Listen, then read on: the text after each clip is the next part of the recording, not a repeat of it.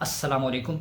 मेरी किताब मुस्तरिब नस्ल अपनी इशाअत के 10 से 12 दिन के अंदर फ़रोख्त हो गई और उसकी वजह यह है कि ये किताब बुनियादी तौर पर द एंशियस जनरेशन का तर्जुमा है, जिसके मुसन्निफ़ जोनाथन हीथ हैं।